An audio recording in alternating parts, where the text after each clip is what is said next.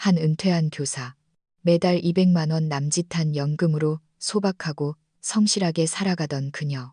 어느 날 그녀는 석 달치 연금이 모조리 빠져나간 것을 발견합니다. 더 깊이 파고들어 보니 자신도 모르는 사이에 4억 원이 넘는 빚을 지고 있었습니다. 그녀는 대출을 받은 적도 서명을 한 적도 없었고 심지어 채권 회사들의 이름조차 들어본 적이 없었습니다. 누가 그녀의 돈을 건드렸을까요? 누가 그녀의 이름을 도용했을까요? 더욱 잔인한 사실은 이것이 낯선 사람의 소행이 아니라는 점이었습니다. 그녀는 경찰에 신고하고 계좌를 추적하고 법정에 섰습니다. 혼자서 이 모든 미스터리를 하나하나 풀어나갔습니다. 그녀는 말했습니다. 창피한 건 두렵지 않다. 나처럼 빚더미에 깔리고 나서야 속았다는 걸 알게 돼. 또 다른 누군가가 생길까봐 그게 두려울 뿐이다. 오늘의 사례는 단순한 사기 사건 폭로가 아닙니다.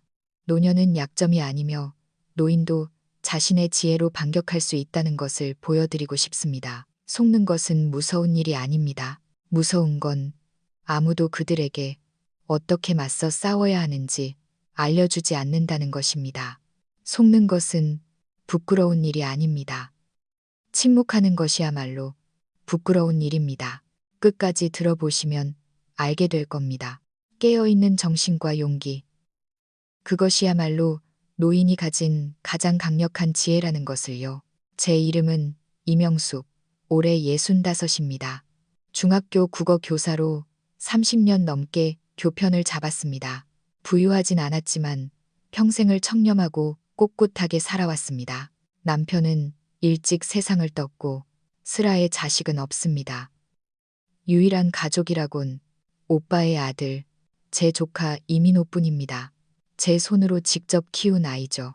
지난 3개월 전 제 연금이 기이하게 줄어들기 전까지 저는 제가 꽤 운이 좋은 노인이라고 생각했습니다. 오늘 오후 찻집에 들어서자마자 근심 가득한 얼굴로 저를 부르는 박영자가 보였습니다. 그녀는 창가 자리에 앉아 있었고 손에 쥐고 있던 식은 대추차는 이미 차갑게 식어 있었습니다. 제가 다가가 가방을 내려놓자마자 영자의 입가가 실룩였습니다. 명수가 너 안색이 왜 이래? 또 혈압 올랐니? 저는 고개를 저었습니다. 목소리는 생각보다 더 잠겨 있었습니다. 영자야, 내 연금이 누군가에게 도용당한 것 같아. 벌써 3개월째야. 그 말을 듣자마자 영자는 찻잔을 탁 소리나게 내려놓았습니다. 뭐라고? 똑바로 말해봐. 저는 오늘 아침 은행에 다녀온 일을 털어놓았습니다. 은행 직원의 눈빛은 처음에 예의 바른 태도에서 점차 설명하기 힘든 거리감으로 변했습니다. 그들은 제게 거래 내역서를 내밀었습니다. 그곳에는 제가 들어본 적도 없는 플랫폼 이름으로 거액의 소비와 이체 기록이 빼곡했습니다. 어떻게 된 일이냐고 묻자 그들은 사무적인 말투로 차갑게 대답했습니다. 이 모든 거래는 비밀번호 인증과 문자, 확인을 거친 정상거래입니다. 도용이 의심되시면 경찰에 신고하셔야 합니다. 경찰에 신고는 했지만 그들 역시 그리 열의를 보이지 않았습니다. 요즘 이런 보이스피싱이나 금융사기가 너무 많다면서요. 젊은 순경은 펜을 멈추지도 않고 말했습니다. 할머니, 평소에 이상한 링크 같은 거 누르신 적 없으세요? 출처 불분명한 앱을 깔았다거나.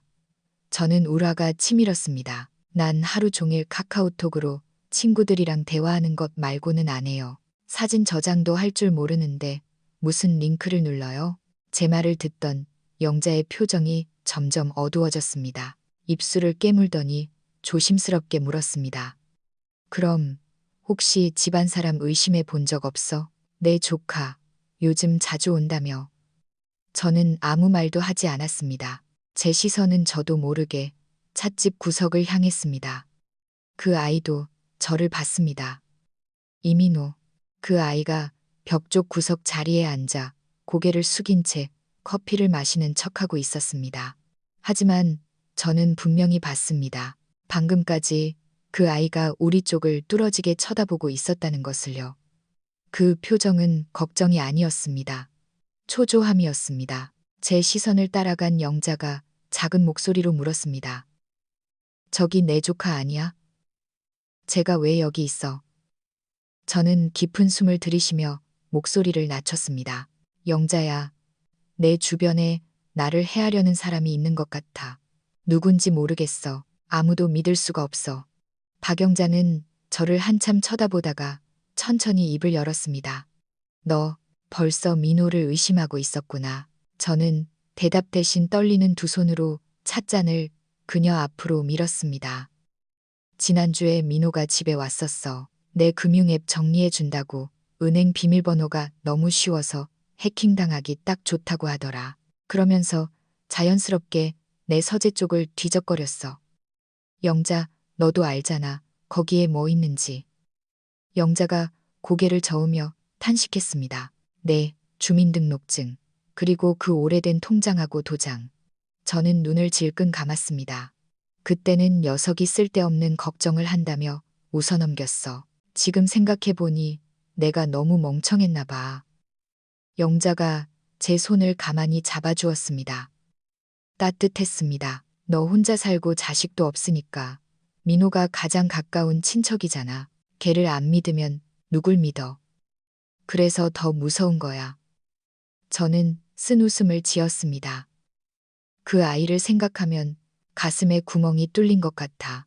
우리가 침묵하는 사이 곁눈질로 민호가 갑자기 일어나는 게 보였습니다. 전화를 받는 척하며 황급히 찻집을 빠져나갔습니다. 쫓아가서 따져 묻고 싶었지만 발이 바닥에 붙어버린 듯 움직이지 않았습니다. 영자가 낮은 목소리로 말했습니다. 오늘 집에 들어가지 마. 제가 고개를 돌려 쳐다보자 그녀가 말을 이었습니다. 아직 누가 널 해치고 있는지 확실히 모르잖아. 위험해. 그녀는 잠시 멈칫하더니 우리 집으로 가자. 빈방 있어. 라고 했습니다. 저는 고개를 저었습니다. 너까지 휘말리게 할 순 없어. 무슨 바보 같은 소리야. 그녀의 눈시울이 붉어졌습니다. 우리 40년 지기 친구야. 네가 조카 키우는 거 내가 다 지켜봤어. 지금 네가 힘든데 내가 어떻게 모른 척해. 가슴 한구석이 시큰거렸습니다. 저는 낮게 고맙다고 말할 수밖에 없었습니다. 영자는 컵을 정리하고 일어서며 말했습니다. 가자. 일단 우리 집으로 가서 지난 몇 달 동안 도대체 무슨 일이 있었는지 차근차근 얘기해봐. 저는 고개를 끄덕이고 가방을 챙겨 찻집을 나왔습니다. 아직 해는 떠 있었고 햇살은 옅게 비치고 있었지만 제 마음속 세상은 그 어느 때보다 어두웠습니다. 찻집 맞은편 민호가 등을 돌린 채 전화를 하고 있었습니다. 말이 빠르고 수상쩍을 만큼 다급해 보였고 표정에는 초조함이 역력했습니다. 저와 영자가 나란히 지나갈 때 그 아이가 고개를 돌려 저를 봤습니다. 눈빛이 흔들리더니 재빨리 몸을 돌려 사라졌습니다. 저는 그 아이를 부르지 않았습니다. 그저 골목 모퉁이로 사라지는 뒷모습을 바라볼 뿐이었습니다. 문득 낯선 익숙함이라는 단어가 떠올랐습니다. 어쩌면 제가 진짜 두려워해야 할 대상은 낯선 사람이 아니라 절대 배신하지 않을 거라 믿었던 내 사람들이었을지도 모릅니다. 영자의 집 손님방 거울에 비친 제 얼굴은 세수를 한 뒤라 퉁퉁 부어 있었습니다. 눈가의 주름이 나이테처럼 깊게 패여 제가 살아온 고단한 삶과 잘못 본 사람들을 상기시키는 듯 했습니다. 저는 민호를 의심하게 될 줄은 꿈에도 몰랐습니다. 그 아이는 제가 업어 키운 자식이나 다름없었습니다. 가방 속 낡은 앨범을 꺼냈습니다.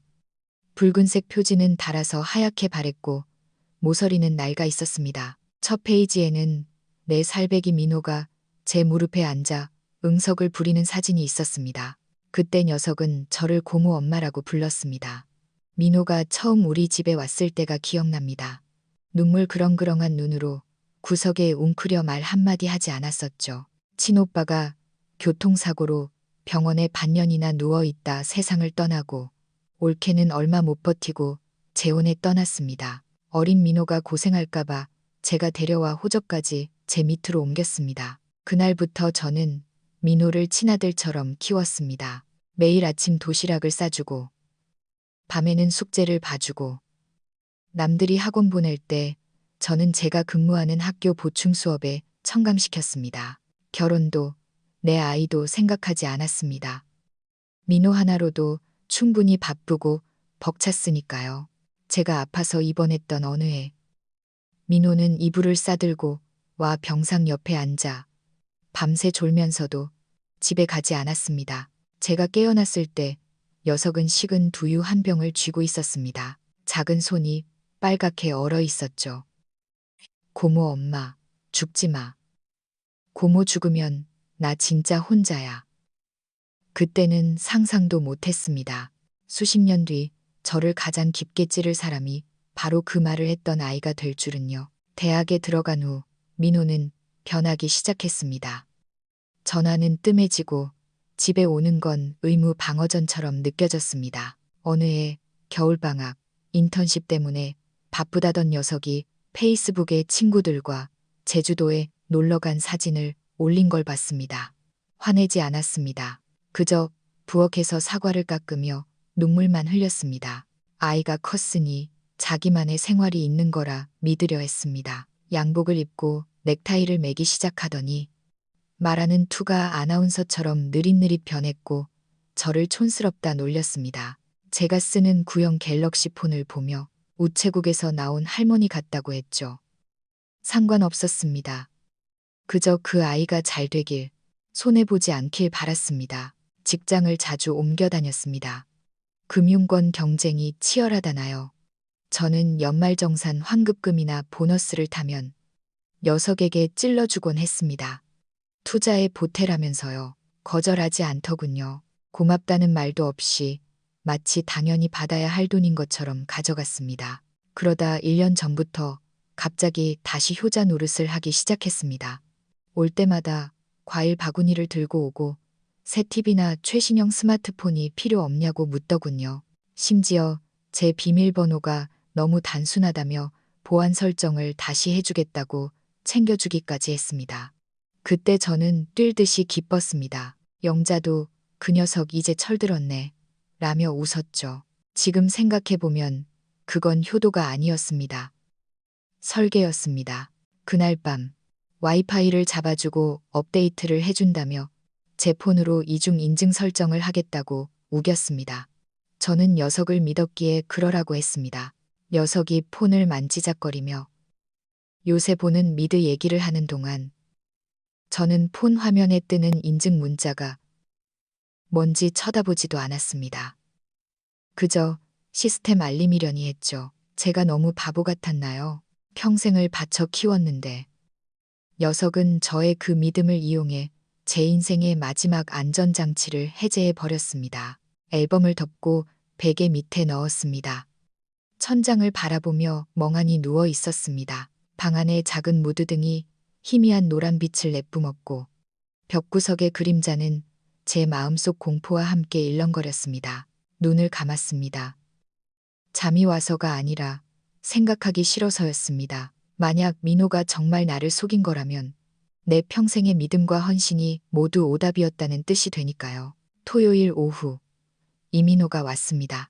현관에 들어서자마자 깨끗한 캔버스화로 갈아신 고는 배안 상자를 들어보이며 웃더군요. 고모, 요즘 혈압 높다며 배가 혈압 낮추는데 좋대. 저는 웃으며 과일을 받아 부엌에 놓았습니다. 돌아서 보니 녀석은 이미 거실 소파에 앉아 제 휴대전화를 만지작거리고 있었습니다. 고모, 카톡 비번 아직도 고모 생일이야? 저는 잠시 멈칫했습니다. 왜? 녀석이 고개를 들었는데 눈이 반짝였습니다. 너무 위험해. 누가 때려 맞추면 큰일 나. 내가 안전한 조합으로 바꿔줄게. 어때? 나 요새 이런 보안 시스템 연구하잖아.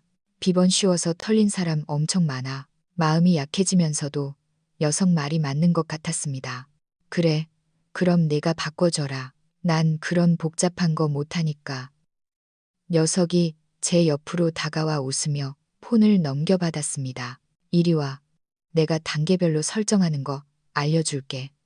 저는 그렇게 녀석이 이끄는 대로 따라갔습니다. 녀석이 새 비밀번호를 입력하고 보안 인증을 해야 한다며 팝업으로 뜬 인증번호를 불러달라고 했습니다. 저는 돋보기를 찾아 쓰고 시키는 대로 했습니다. 됐다. 설정 끝. 녀석이 폰을 돌려주었습니다.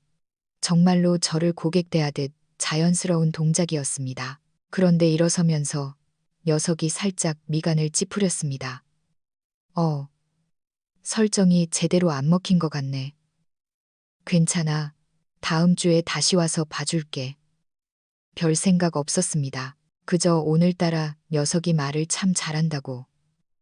예전처럼 말 세 마디면 TV로 고개를 돌리던 민호가 아니라고 생각했죠. 그날 밤 잠이 오지 않았습니다. 밤 11시가 넘었을 때 초인종이 울렸습니다. 깜짝 놀랐지만 이내 이웃집 최성훈 씨가 뭘 좀 갖다 준다고 했던 게 생각났습니다. 카디건을 걸치고 문을 열었습니다. 그는 용과 한 박스와 유자차 한 병을 들고 서 있었습니다. 여전히 서글서글한 미소로요. 이 선생님, 날씨 추워지는데 따뜻하게 챙겨 드세요.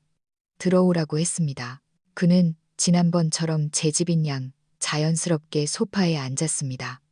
무례하다기보다는 지나치게 친근한 느낌이었습니다. 차를 내오자 그가 빠르게 화제를 돌렸습니다. 요즘 제 친구가 하는 재테크 플랫폼이 있는데 수익률이 꽤 괜찮아요. 선생님처럼 혼자 사시는 분들, 돈 은행에만 묵혀두면 손해예요. 한번 굴려보시는 게 어때요? 저는 웃으며 대답하지 않았지만 마음속엔 경계심이 피어올랐습니다. 이 선생님, 그거 아세요? 그가 갑자기 태도를 바꾸더니 탁자 위 제 고지서 뭉치를 곁눈질했습니다. 어떤 플랫폼들은 자동 이체 설정도 해줘요. 편하고 안전하죠. 제가 요새 우리 아파트 아주머니들 몇 분 해드렸는데 다들 편하다고 난리예요. 저는 애써 태연한 척했습니다. 난 늙어서 그런 거 만질 줄 몰라요. 최성훈 씨도 더 강요하지 않고 10분 정도 수다를 떨다 일어났습니다. 배웅하러 나갔을 때 그가 갑자기 말했습니다. 참, 선생님 같은 분들이 보이스피싱 당하면 안 되잖아요. 조심하세요. 순간 멍해졌습니다. 오후에 민호가 했던 말이랑 토시 하나 안 틀리고 똑같았으니까요. 밤을 꼬박 새웠습니다. 다음 날 아침 일찍 은행 고객센터에 전화를 걸었습니다. 어제 인증 방식이 변경된 게 있는지 확인하고 싶다고요. 상담원이 조회를 해보더니 어제 저녁 6시 반에 모바일 기기 변경 신청이 있었고 문자 인증까지 완료되었다고 했습니다. 그 시간은 최성훈 씨가 우리 집을 나간 직후였습니다. 머리가 지끈거렸습니다. 떠올리고 싶지 않은 장면이 스쳐 지나갔습니다. 어젯밤 부엌에 갔을 때 최성훈 씨가 혼자 거실에 있었고 제 휴대전화는 탁자 위에 놓여 있었습니다. 서랍을 거칠게 열어 예전에 쓰던 공기계 폰을 꺼냈습니다. 문자 기록을 뒤졌습니다. 제가 읽지 않은 인증 문자가 하나 와 있었습니다. 시간은 어제 저녁 6시 37분. 고지서 뭉치를 다시 뒤졌습니다. 이번 달 입출금 내역서에 갑자기 정기 자동이체 예약 150만 원이라는 항목이 생겨 있었습니다. 매주 빠져나가는 것으로요. 저는 그런 걸 설정한 기억이 없습니다. 그 글자를 뚫어져라 쳐다보는데 심장이 누군가에게 꽉 쥐어 짜이는 것 같았습니다. 저는 전화하지 않았습니다. 울지도 않았고 따지지도 않았습니다. 그저 일어나서 천천히 침실로 들어갔습니다. 주민등록증, 낡은 통장, 결혼반지, 소액보험 증서들을 몽땅 봉투에 담아 옷장 깊숙한 곳에 숨겼습니다. 그리고 방문을 잠그고 침대 가장자리에 앉아 창문을 향해 혼잣말을 했습니다. 너희들 너무 익숙해. 마치 나 자신처럼 익숙해. 녹음기를 찾아 꺼냈을 때 손가락 마디마디가 떨렸습니다. 10여 년 전 학교 운영위원회 때 쓰던 것입니다. 수업 준비나 회의 기록이 아니라 내 가족과 이웃을 잡기 위해 이걸 쓰게 될 줄은 몰랐습니다. 깨끗이 닦아서 시험 녹음을 해보니 음질은 괜찮았습니다. 쿠션을 들어 소파 틈새 깊숙이 녹음기를 찔러 넣었습니다. 스위치를 켜둔 채로요. 그리고 쿠션으로 덮었습니다. 저는 그들을 직접 추궁하지 않기로 했습니다. 이것저것 캐묻지도 않을 겁니다. 이제 저는 딱 한 가지만 할 겁니다. 그들이 어떻게 말하고 어떻게 연기하는지 듣는 것. 다음 날 오후 최성훈이 또 왔습니다. 이번엔 포인트로 바꿨다며 견과류 한 봉지를 들고요. 청산유수였습니다. 이거 뇌혈관에 아주 좋아요. 우리 나이엔 관리해야죠. 저는 고개를 끄덕이며 차를 타는 척했습니다. 눈길은 그가 탁자에 올려둔 휴대전화로 향했습니다. 화면에 알림이 떴습니다. 송금 2번으로 나눠서 진행해. 내일까지 처리해. 그가 황급히 폰을 뒤집으며 자연스럽게 웃었습니다. 요즘 사기가 많아서 친구들이 비밀번호 바꾸라고 난리네요. 그가 떠난 후 저는 즉시 녹음기를 꺼내 정지 버튼을 누르고 파일을 노트북으로 옮겼습니다. 들어보니 역시나 몇몇 구간에서 아직 계좌 다 못 털었다. 아직 눈치 못 챘다. 같은 흐릿하지만 의심스러운 말들이 들렸습니다. 밤에 잠이 오지 않아 뒤척이다 물을 마시러 부엌에 갔습니다. 베란다를 지날 때 아래층에서 말소리가 들렸습니다. 몸을 낮추고 블라인드 사이로 내려다 보았습니다. 최성훈이 1층 화단 옆에서 휴대전화를 들고 목소리를 낮춰 통화하고 있었습니다. 말이 빨랐지만 몇 마디가 귀에 꽂혔습니다. 그 여자 곧 이런 거 신경 못 쓸 거야. 돈 곧 내려올 거고 계좌는 다 뚫어놨어. 응, 자기가 빚 얼마인지 아직 몰라. 심장이 덜컥 내려앉았습니다. 휴대전화를 들어 방충망에 대고 동영상 녹화 버튼을 눌렀습니다. 방충망과 난간 너머였지만 저 키, 저 자세, 저 옆얼굴 제가 잘못 봤을 리 없습니다. 다음 날 영자를 찾아갔습니다. 문을 열자마자 영자가 기겁했습니다. 너 안색이 왜 이래? 어제 한숨도 못 잤니? 대답 대신 가방에서 노트와 녹음기를 꺼내 식탁 위에 올렸습니다. 그 두 사람, 내가 모르는 짓을 꾸미고 있는 것 같아. 목소리가 갈라져 나왔습니다. 그리고 그 일이 나를 파멸시킬 수도 있어. 영자는 한참 침묵하더니 갑자기 무언가 생각난 듯 말했습니다. 아, 참, 나 생각난 게 있어. 그녀가 서랍을 뒤져 메모지 한 장을 꺼냈습니다. 지난주에 우리 사무실 김대리가 그러는데 어떤 할머니가 와서 연금 수령 계좌 변경 신청을 했다더라. 본인이라면서 신분증 사본이랑 서류를 다 가져왔대. 내가 마침 서류 가지러 갔다가 멀리서 봤는데 아무리 봐도 너 같지가 않더라고. 김대리도 그 할머니 말투가 좀 이상하다 싶어서 서류 미비로 돌려보냈대. 저는 멍해졌습니다. 손바닥에 식은땀이 배어 나왔습니다. 종이컵이 찌그러지도록 꽉 쥐었습니다. 경찰에 신고는 안 했어? 안 했지. 김대리는 그냥 사람 잘못 본 줄 알았나 봐. 저는 꼼짝도 않고 앉아 있었지만 형용할 수 없는 한기가 뼛속까지 파고들었습니다. 그날 저녁 혼자 도서관에 갔습니다. 마치 수험생처럼 자료실에 앉아 명의 도용, 지인 사기, 전자인감, 위임장 위조 같은 단어들을 검색하고 노트에 하나하나 적었습니다. 아주 천천히 적었지만 한 글자도 빠뜨리지 않았습니다. 옆 테이블의 고등학생이 저를 2번이나 쳐다봤고 순찰 돌던 사서도 의아한 눈길을 보냈습니다. 무슨 생각을 하는지 압니다. 저 할머니가 왜 저런 거에 관심이 있을까? 상관없습니다. 저는 알아내야 했습니다. 저는 경찰도 전문가도 목소리 큰 사람도 아닙니다. 하지만 그들이 도대체 내게서 무엇을 훔쳐갔는지 알아야 했습니다. 단지 돈뿐인가? 아니면 평생을 바친 내 믿음인가? 마지막 페이지를 쓸 때는 손가락이 마비되어 펜을 쉴 수도 없었습니다. 저는 속으로 되뇌었습니다. 물러서면 안 돼.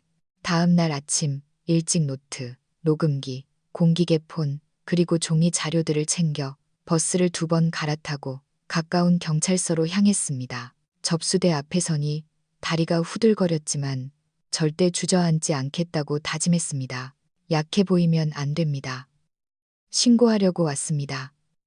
목을 가다듬고 녹음기를 데스크에 올려놓았습니다. 명예 도용을 당한 것 같습니다. 이미 재산상의 피해도 입었고요. 안경을 쓴 젊은 순경이 잠시 멍하니 저를 쳐다봤습니다. 제가 이렇게 단호하게 말할 줄은 몰랐나 봅니다. 상투적인 미소를 살짝 거두며 그가 말했습니다. 안녕하세요, 어르신. 좀 더 자세히 말씀해 주시겠어요? 어떤 식으로 도용당하셨나요? 저는 밤새 정리한 자료를 하나씩 펼쳤습니다. 은행 거래 내역서, 문자 캡처, 녹취록 등 모든 자료에 포스트잇으로 주석을 달아두었습니다. 제 계좌가 제가 모르는 플랫폼들에 연동되어 있습니다. 누군가 제 허락 없이 연금 수령 계좌를 바꾸려 시도했고요. 저는 순경의 눈을 똑바로 쳐다봤습니다. 이건 실수가 아닙니다. 계획된 범죄입니다. 그가 자료를 훑어보더니 눈빛이 진지해졌습니다. 나이 지긋한 다른 형사를 불렀습니다. 배가 좀 나온 중년의 강 팀장이 자료를 말없이 몇 장 넘겨보더니 물었습니다. 신분증 있으세요? 제가 고개를 끄덕이며 건넸습니다.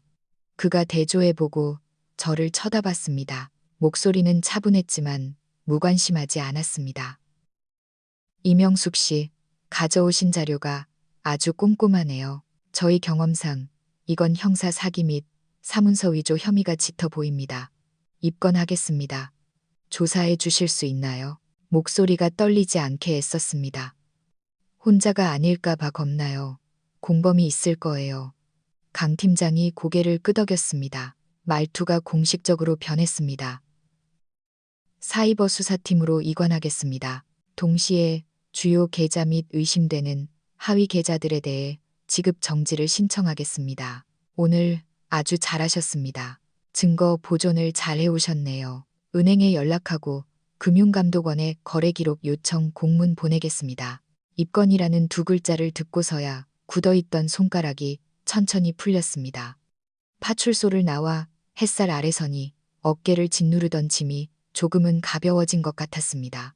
버스 정류장에 앉으려는데 누군가 저를 불렀습니다. 선생님, 고개를 돌려보니 정장을 말끔하게 차려입은 젊은 여자가 검은 우산을 쓰고 서 있었습니다. 미소가 낯익으면서도 아득했습니다. 누군지 알아보는데 1초가 걸렸습니다.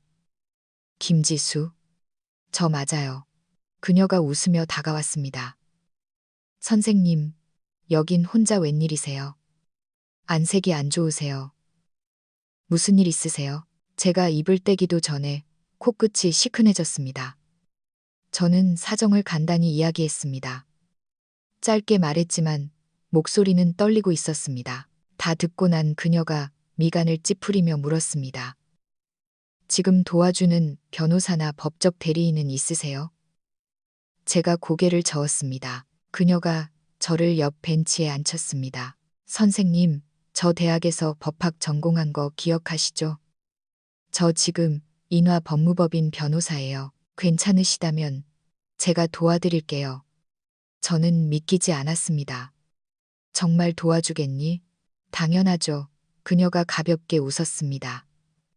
선생님은 제가 수능 칠 때 밥도 안 드시고 잠도 안 주무시면서 도와주셨잖아요. 이 정도 일은 아무것도 아니에요. 그녀는 노트북을 열고 현장에서 바로 증거를 정리하기 시작했습니다.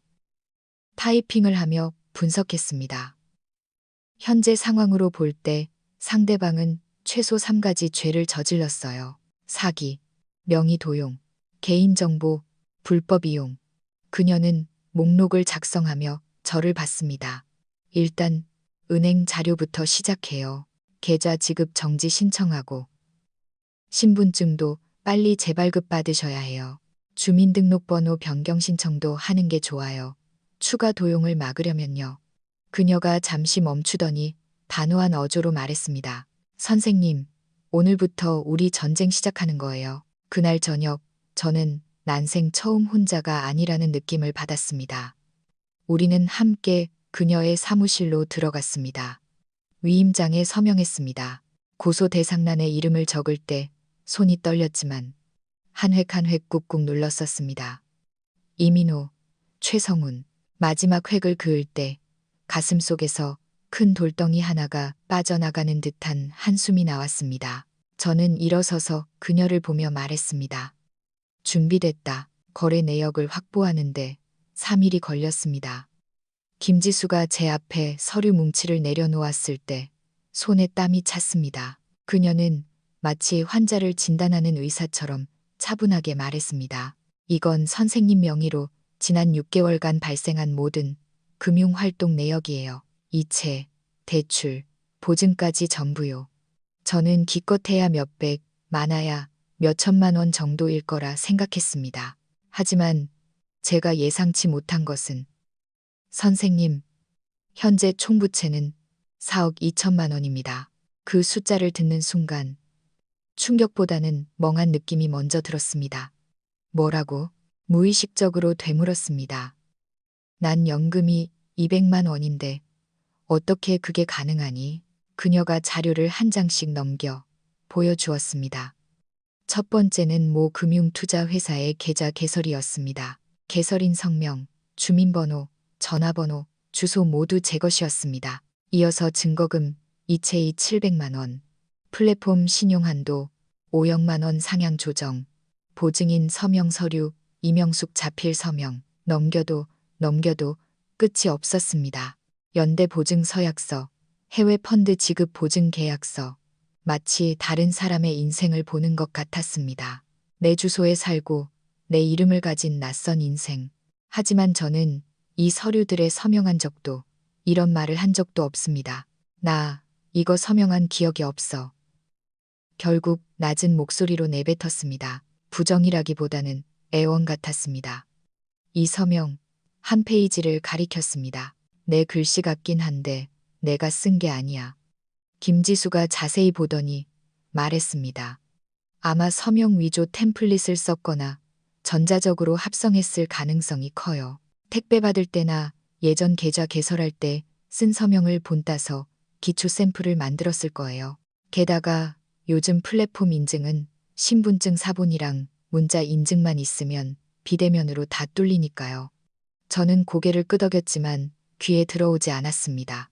2천만 원 대출 신청, 플랫폼 2차 신용 승인 같은 글자들이 시퍼런 칼날처럼 번뜩였습니다. 그녀가 한 페이지를 짚으며 말했습니다. 여기 보세요. 그들이 선생님 명의로 대출 보증을 서면서 이렇게 적어놨어요. 저는 비고란에 적힌 글씨를 읽었습니다. 보증인 현장 대리 서명, 친족임을 증명함. 머릿속에 최성훈의 겸손한 미소와 찻집 구석에서 모르는 척하던 민호의 얼굴이 떠올랐습니다. 손이 떨려 서류를 떨어뜨렸습니다. 목이 메어 쉰 소리가 나왔습니다. 그놈들이 내 인생을 껍데기 삼아 돈놀이를 했구나. 그 순간 진짜 눈물이 터졌습니다. 억울해서가 아니라 절망스러워서였습니다. 진흙탕에 빠져 아무리 발버둥 쳐도 올라올 수 없는 느낌. 지수야, 난 무슨 플랫폼인지 보증 한도가 뭔지 몰라. 난 그냥 연금 받아서 조용히 늙어가고 싶었을 뿐이야. 말을 잇지 못하고 헐떡였습니다. 가슴이 찢어지는 듯 숨조차 쉬기 힘들었습니다. 김지수가 휴지를 건네며 제 손을 꽉 잡았습니다. 힘이 느껴졌습니다. 선생님 잘못 아니에요. 저는 고개를 저었습니다. 내 잘못이야. 사람을 믿은 죄야. 가족을 의심하지 않은 죄야. 민호를 내 아들이라 생각했어. 개먹이고 이 핑계는 안 돼. 선생님 잘못 아닙니다. 그녀가 단호하게 반복했습니다. 가족애와 신뢰를 현금 인출기 취급한 이 사회가 잘못된 거예요. 그들은 선생님의 인격과 명예를 이용한 거지 선생님의 실수가 아니에요. 눈물을 닦고 서류 뭉치를 바라보았습니다. 난생 처음 제 마음속 깊은 곳에서 차가운 기운이 솟구치는 걸 느꼈습니다. 슬픔이 아니라 각성이었습니다. 천천히 서류를 펴서 모서리를 눌렀습니다. 한 글자 한 글자 힘주어 말했습니다. 다 돌려받을 거야. 돈뿐만 아니라 내 평생의 결백까지. 이 선생님, 확인된 바로는 선생님 신분이 단순히 대출 보증에만 쓰인 게 아닙니다. 강 팀장이 서류 한 뭉치를 제 앞에 펼쳤습니다. 그의 목소리는 평소처럼 차분했지만 감정을 억누르고 있다는 게 느껴졌습니다. 이 플랫폼들 선생님 증명사진이랑 이름을 웹사이트에 걸어놓고 골드 등급 자산관리사로 홍보하고 있었습니다. 신규 고객들에게 신뢰를 주기 위한 얼굴 마담으로 쓴 거죠. 실제 수금은 직원들이 하고요. 저는 A 사용지를 집어들었습니다. 학교 퇴임식 때 찍은 어색하게 웃고 있는 제 사진이 박혀 있었습니다. 그 옆에는 이명숙 선생님, 수도권 시니어 투자, 멘토, 독립은퇴 재무설계사라고 적혀 있더군요. 종이를 찢어버릴 뻔했습니다. 그러니까 나는 피해자일 뿐만 아니라 말을 잇기 힘들었습니다. 남을 속이는 사기꾼 역할까지 하고 있었던 거군요. 김지수가 고개를 끄덕였습니다. 그래서 더 서둘러야 해요. 선생님은 단순한 채무 피해자가 아니라 명예와 이미지를 사기 도구로 이용당하신 거예요. 한참을 침묵하다가 고개를 들었습니다. 말해야겠어. 그녀가 저를 보았습니다. 확실하세요. 더 이상 모르는 척할 수 없어. 책상을 짚었습니다. 그들이 나를 골드 등급 선생님으로 만들었다면 나도 내 입으로 그 가면을 찢어버릴 거야. 그날 오후 우리는 영상을 하나 찍었습니다. 가장 검소한 회색 스웨터를 입고 로펌 회의실에 앉아 차분하지만 단호한 어조로 제 이야기를 시작했습니다. 연금이 이상하게 빠져나간 것부터 시작해 은행 거래 내역, 경찰 입건, 위조된 대출 서류, 심지어 저를 광고 모델로 쓴 웹사이트 캡처까지 하나하나 보여주었습니다. 억울하다고 호소하지도 울지도 않았습니다. 그저 이렇게 말했습니다. 제 이름은 이명숙입니다. 65살이고 은퇴한 교사입니다. 조심스럽게 살았지만 대출 기계로 이용당했습니다. 혹시 비슷한 일을 겪으셨다면 침묵하지 마세요. 영상이 올라가고 하루도 안 돼 지역 맘카페와 사기 방지 커뮤니티, 김지수의 SNS를 통해 퍼져나갔습니다. 제 휴대전화가 쉴 새 없이 울렸습니다. 우리 엄마도 똑같은 일을 당했어요. 라는 메시지부터 저만 그런 게 아니었군요. 라는 댓글까지 자신도 모르는 대출 내역 캡처를 보내오는 사람들도 있었습니다. 영자의 집 손님방 침대에 앉아 구형폰을 쥐고 화면이 계속 켜지는 것을 지켜봤습니다. 가만히 있을 수 없었습니다. 노트를 펴고 피해자들의 연락처를 하나하나 적기 시작했습니다. 저는 경찰도 아니지만 적을 수는 있고 물어볼 수 있고 전화를 받을 수 있습니다. 제가 겪은 일을 사람들에게 들려줄 수 있습니다. 매일 아침 9시 김지수와 통화하며 자료를 업데이트했습니다. 오후에 그녀가 재판을 마치면 함께 모여 새 증거를 정리하고 경고문을 확산시켰습니다. 밤에는 피해자 모임 단톡방에서 답변을 달고 자료 목록을 정리했습니다. 어느 날 부엌에서 설거지하다가 영자가 남편에게 속삭이는 소리를 들었습니다. 명숙이 딴 사람 된 것 같아. 겁먹기는커녕 우리보다 더 냉정해. 저는 아무 말도 하지 않았습니다. 그날 밤 주민등록증 사본, 녹음 파일, 아직 남아있는 예금 잔고 증명서를 보며 생각했습니다. 이 종이 조각들이야말로 내가 아직 쥐고 있는 무기라고. 하지만 흔들리지 않은 건 아닙니다. 영상 업로드 이튿날 밤 낯선 번호로 전화가 왔습니다. 남자의 낮고 굵은 목소리, 인사도 없이 딱 한마디 했습니다. 너무 나대는 거 아니야. 밤새 한숨도 못 잤습니다. 방문을 쳐다보며 영상을 내려야 하나 고민했습니다. 다음 날 아침 일찍 김지수가 전화했습니다.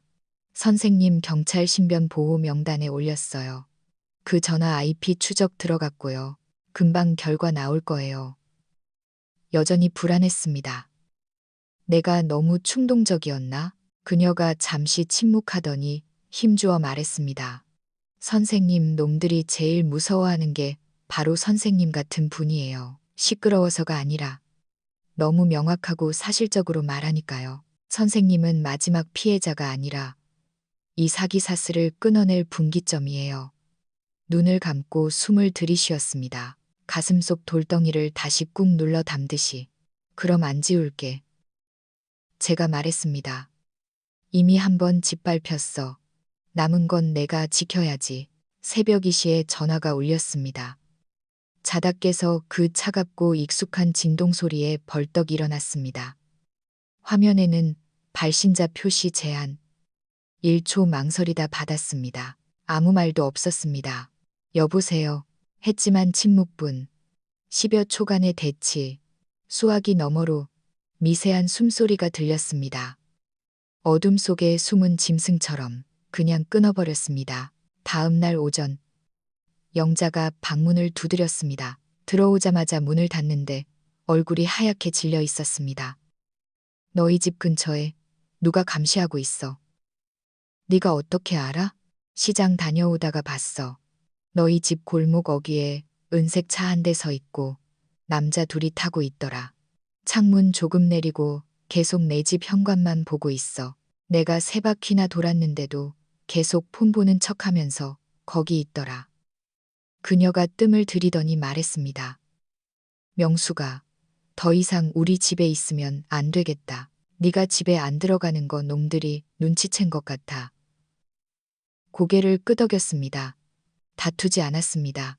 방에 들어가 작은 가방 하나만 챙겼습니다. 신분증, 녹음기, 공기계폰, 그리고 갈아입을 옷 2벌. 사진도 결혼 반지도 챙기지 않았습니다. 지금 제가 지켜야 할 건 그런 게 아니니까요.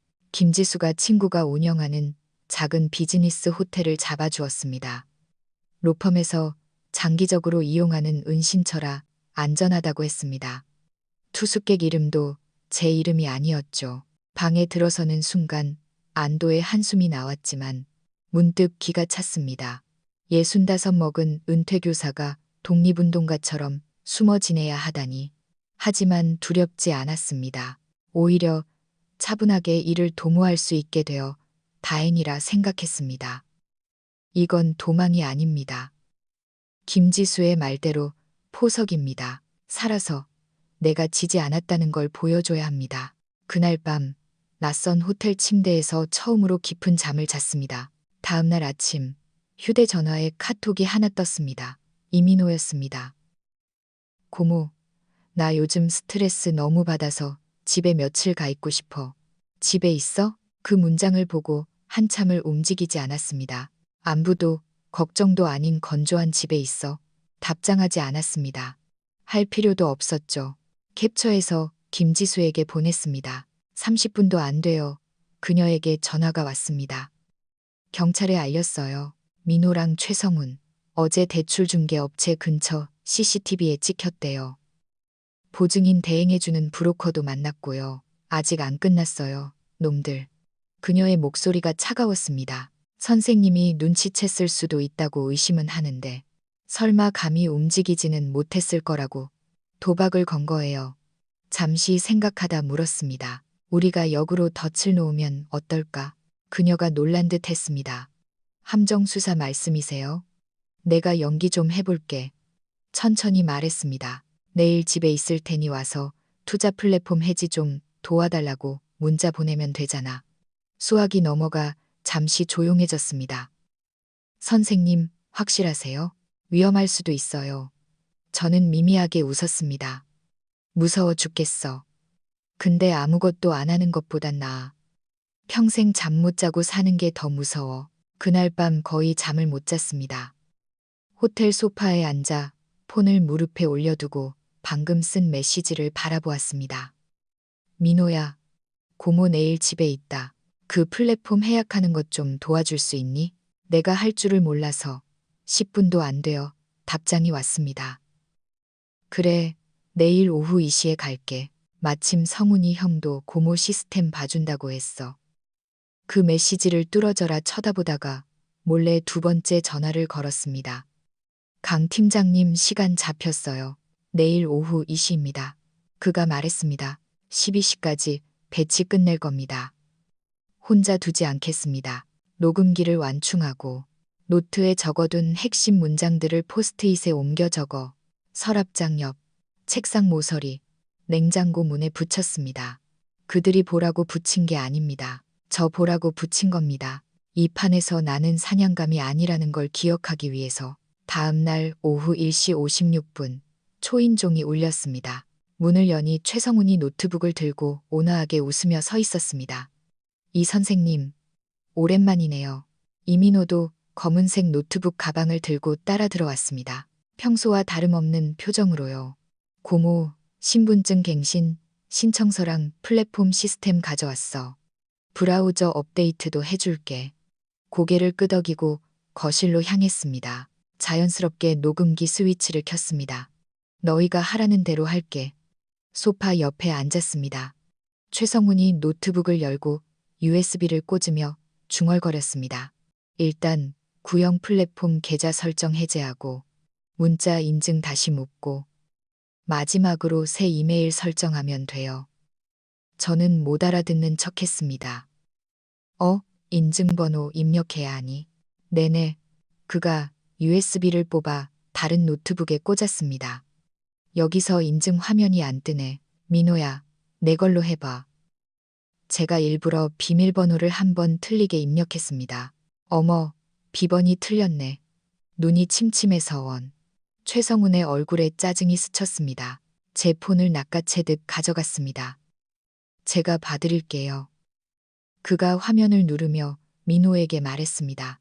야, 이거 문자 인증 코드가 다 이 구형폰에 저장돼 있어. 설정 끝나면 B팀 접속하라고 해. 그 말이 끝나는 순간 방 안의 공기가 1초간 멈췄습니다. 안방 문 손잡이가 돌아갔습니다. 다음 순간 사복 경찰 2명이 안방과 부엌에서 동시에 뛰쳐나왔습니다. 한 명이 최성훈의 오른손을 꺾어 눌렀고 다른 한 명이 뒷문으로 도망치려던 민호를 막아섰습니다. 꼼짝 마, 경찰이다. 뭐야 이거. 최성훈이 고함을 지르며 발버둥 쳤지만 이미 수갑이 채워지고 있었습니다. 이민호는 제자리에 얼어붙었습니다. 얼굴이 순식간에 창백해지더니 목소리가 떨렸습니다. 고모, 나한테 함정 판 거야? 저는 아무 말도 하지 않고 천천히 일어나 그 아이 앞으로 걸어갔습니다. 그 눈을 똑바로 쳐다보며 한 글자씩 또박또박 말했습니다. 내 인생의 함정을 먼저 판 건 너야. 최성훈의 노트북에서 경찰은 위조 서명, PDF 신분증 스캔본, 수많은 대출 계약서 사본, 그리고 여러 중개업자들과 나눈 대화 캡처를 찾아냈습니다. 이건 특경법상 사기 및 공문서 위조 혐의입니다. 강 팀장이 차갑게 말했습니다. 오늘부터 당신들이 뱉은 말 하나하나 다 기억해 두쇼. 조사실 가서 그대로 다시 읊어야 할 테니까. 끌려나가기 전 최성훈이 뒤를 돌아보며 저를 노려봤습니다. 이 늙은 여자가 진짜. 대꾸하지 않고 문을 닫았습니다. 거실이 드디어 조용해졌습니다. 소파에 주저앉았습니다. 온몸에 힘이 빠져나가는 것 같았습니다. 소파 옆 바닥에 떨어진 포스트잇이 보였습니다. 어젯밤 제가 쓴 문구였습니다. 쫄지 마. 너는 숨어 지낼 사람이 아니야. 그걸 떼어 반으로 접어 쓰레기통에 버렸습니다. 유치장 면회실 유리 벽 너머로 보이는 녀석은 처음으로 수의를 입고 있었습니다. 머리는 헝클어져 있었고 표정은 짐짓 태연한 척하고 있었지만 눈빛은 흔들렸습니다. 저를 보자마자 입을 열려 했습니다. 고모, 저는 손을 들어 막았습니다. 딱 한 가지만 묻자. 목소리는 생각보다 차분했습니다. 내 계좌에서 돈 뺀 거 네가 했니? 녀석의 입꼬리가 실룩였습니다. 웃으려다 실패한 표정. 내가 안 했어. 성훈이 형이 시켜서. 내 비밀번호 내가 훔쳤냐고. 다시 물었습니다. 목소리를 조금 높여서. 녀석이 침묵했습니다. 옆에 앉은 형사가 고개를 숙이고 조서를 쓰고 있었지만 다 듣고 있다는 걸 압니다. 민호의 눈을 바라보며 제 무릎을 베고 구구단을 외우던 어린 시절에 그 아이를 떠올렸습니다. 고모 엄마라고 부르던 아이. 하지만 그 환영은 1초 만에 사라졌습니다. 다음 순간 보이는 건 찻집 구석에서 제 시선을 피하던 비겁한 남자였습니다. 녀석이 숨을 들이쉬더니 갑자기 입을 열었습니다. 내가 왜 그랬는지 알아? 대꾸하지 않았습니다. 대학 졸업한 지 10년인데 집 한 채 못 샀어. 직장은 3번이나 잘렸고 고모 아파서 입원했을 때 내가 해준 거라곤 몇만 원 용돈 보낸 게 다야. 나 실패작처럼 살았어. 길거리에서 고모한테 내가 어디 다니는지 말도 못하겠더라. 고모는 나한테 어릴 때부터 잘해줬지. 근데 생각해 본 적 있어? 고모는 나한테 그냥 좋은 선생님이었지. 가족은 아니었어. 글씨 쓰는 거, 책 읽는 거 가르쳐 줬지만 한 번도 실수하는 꼴을 못 봤잖아. 정직해라. 성실해라. 말 잘 들어라. 어른이 돼서도 영원히 이 선생님 학생으로 살라고. 녀석이 저를 보며 말을 쏟아냈습니다. 나 더 이상 고모 학생하기 싫었어. 가슴이 옥죄어 왔습니다. 억울해서가 아니었습니다. 말로 표현할 수 없는 공허함 때문이었습니다. 저는 제 모든 걸 줬다고 생각했는데 녀석에게는 그게 짐이었나 봅니다. 평생 갚을 수 없는 빚이었나 봅니다. 변명하지 않았습니다. 가방에서 은행 위임장 사본을 천천히 꺼냈습니다. 삐뚤빼뚤한 서명, 날짜가 선명했습니다. 유리벽에 대고 펼쳤습니다. 이게 네가 처음 손댄 돈이야. 이 0만 원. 저는 녀석을 응시했습니다. 그날 넌 그냥 내 계좌 좀 봐준다고 했지. 그냥 때문에 나는 사억 빚더미에 앉았다. 녀석이 고개를 숙였습니다. 더 이상 말이 없었습니다. 네가 가져간 건 돈뿐만이 아니야. 목소리를 천천히 낮췄습니다. 네가 훔친 건 단 한 번도 너를 의심해 본 적 없었던 내 마음이다. 몇 초간 정적이 흘렀습니다. 일어섰습니다. 눈가에 눈물이 맺혔지만 더 이상 흐릿하지 않았습니다. 오늘부터 난 더 이상 내 고모 아니다. 녀석이 한 고개를 들었습니다. 눈동자가 흔들렸습니다. 진짜 이럴 거야? 저는 고개를 저었습니다. 내가 이러는 게 아니야. 문 쪽으로 걸어갔습니다. 내가 진작에 이렇게 만든 거야. 형사가 문을 열어주었고 저는 한 걸음씩 걸어 나갔습니다. 햇살이 비스듬히 들어왔고 공기 중에는 쇠 냄새와 종이 냄새가 섞여 있었습니다. 그 순간 알았습니다. 어떤 관계는 한 번 깨지면 금이 가는 게 아니라 가루가 되어 사라진다는 것을. 제 평생 법원 문턱을 원고 자격으로 밟을 줄은 몰랐습니다. 제 인생은 은퇴하고 차 마시며 화초나 가꾸는 평온한 리듬에 머물러 있을 줄 알았습니다. 하지만 지금 저는 수원지방법원 계단 위에 서 있습니다. 손에는 두툼한 민사소장이 들려 있습니다. 옆에는 김지수 변호사가 등대처럼 꼿꼿하게 서 있습니다. 그녀는 모든 증거, 녹음 파일, 언론 보도, 영상까지 전부 증거 목록에 첨부했습니다.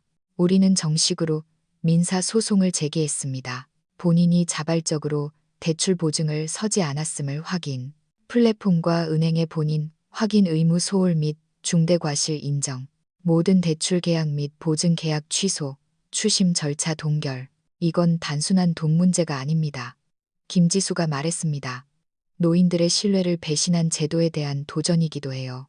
법원 개정 당일 기자들이 문 앞에 진을 치고 있었습니다. 저는 법원 밖에서 모자도 쓰지 않고 고개도 숙이지 않았습니다. 누군가 물었습니다. 이명숙 씨, 잃어버린 돈을 되찾으려는 건가요? 카메라를 보며 유난히 차분한 목소리로 대답했습니다. 한 푼도 빠짐없이 되찾을 겁니다. 그리고 사회에 알릴 겁니다. 모든 노인이 흐리멍덩한 건 아니라고. 그 순간 저는 저 자신만을 위해 말하는 게 아니라고 느꼈습니다. 제 수업을 듣던 이제는 늙어버린 옛 제자들, 시장에서 만난 김 할머니, 폐지 줍는 박씨 할아버지, 귀찮아서 몰라서 침묵하는 모든 이들을 대신해 말하고 있었습니다. 저는 회색 낡은 치마를 입고 있었습니다. 교직에 있을 때 즐겨 입던 낡아서 꿰맨 자국이 있는 옷입니다. 꾸미지 않았습니다. 있는 그대로의 저를 보여주고 싶었습니다. 숨길 것도 부끄러울 것도 없으니까요.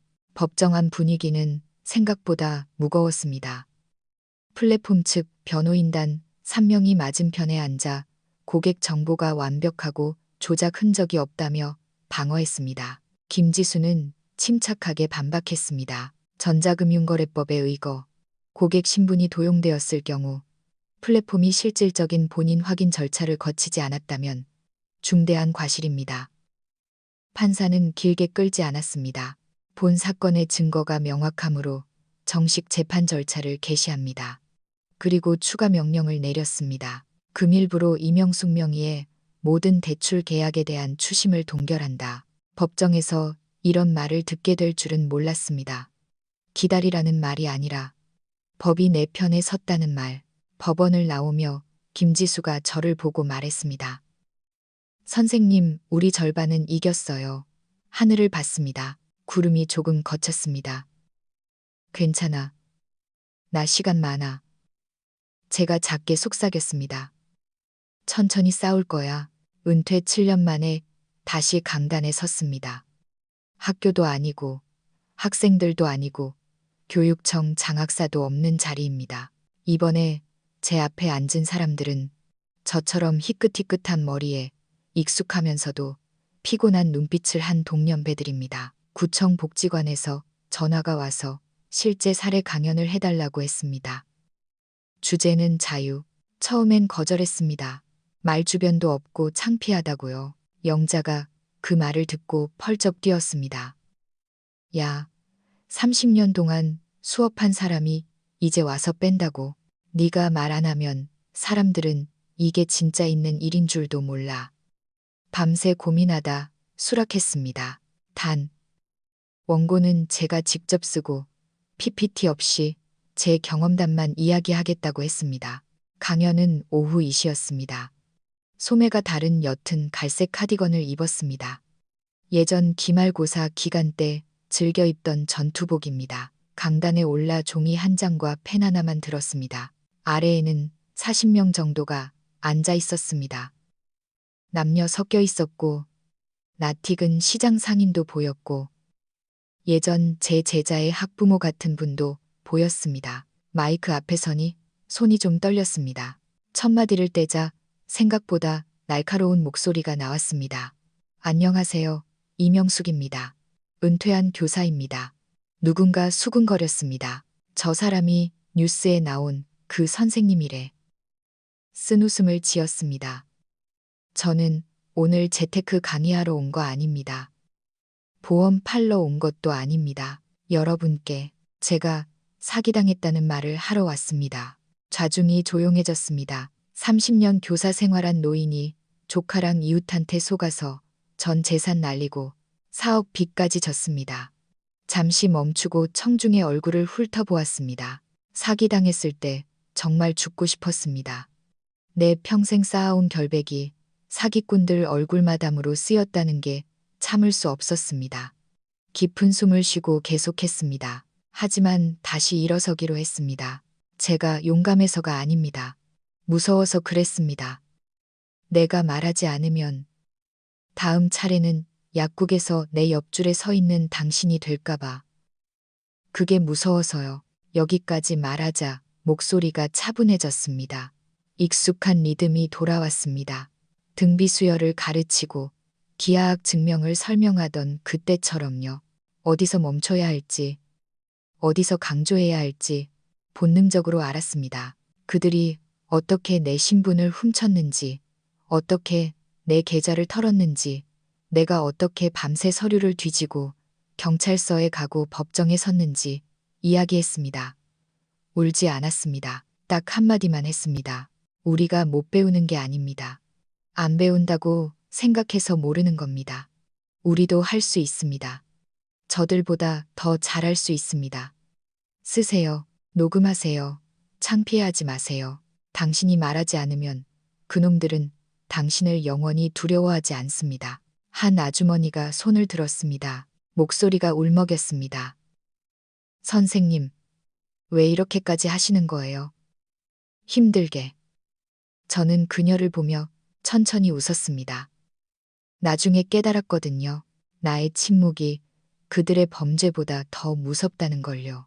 강연이 끝났을 때 박수 소리는 크지 않았지만 오래도록 이어졌습니다. 일어서서 허리 숙여 인사하는 분, 몰래 제 강의 메모를 찍는 분, 다가와서 작게 고맙습니다 하는 분, 원고를 들고 집에 돌아와 마지막 빈 페이지에 이렇게 적었습니다. 나의 강단은 끝이 아니라 이제 시작이다. 방금 들으신 이야기는 제 실제 경험담이자 수많은 고령자가 직면할 수 있는 현실입니다. 어떻게 들으셨나요? 저 같은 사람이 가족을 너무 믿어서 혹은 자신을 지키는 법을 너무 늦게 배워서 당한 거라고 생각하시나요? 혹시 명의 도용, 친족 사기, 금융 함정 같은 비슷한 이야기를 듣거나 겪으신 적이 있으신가요? 만약 여러분이 저였다면 어떻게 하셨을까요? 주변에 저 같은 어르신이 계신다면 어떻게 조언해 주시겠습니까? 진심으로 여러분의 생각이 궁금합니다. 거창하게 말씀하실 필요 없습니다. 나도 겪었다. 큰일 날 뻔했다. 한마디라도 좋습니다. 여러분이 말씀해 주셔야 우리 사회가 노인들을 어떻게 대하는지 똑바로 볼 수 있습니다. 그래야 더 안전한 길을 찾을 수 있습니다. 지금 바로 댓글창에 의견을 남겨주세요. 제 목소리에 힘을 실어주시든 다른 조언을 해주시든 모두 환영합니다. 이 영상이 여러분이나 지인들에게 도움이 되었다면 구독 눌러주시고 아끼는 가족과 친구들에게 공유해주세요. 이런 일이 남의 일이 아니라는 걸, 먼 나라 이야기가 아니라는 걸 알려주세요. 우리는 자신을 지키는 법을 배워야 하고 서로 깨우쳐줘야 합니다. 여러분의 댓글과 공유가 제가 계속해서 말할 수 있는 힘이 됩니다.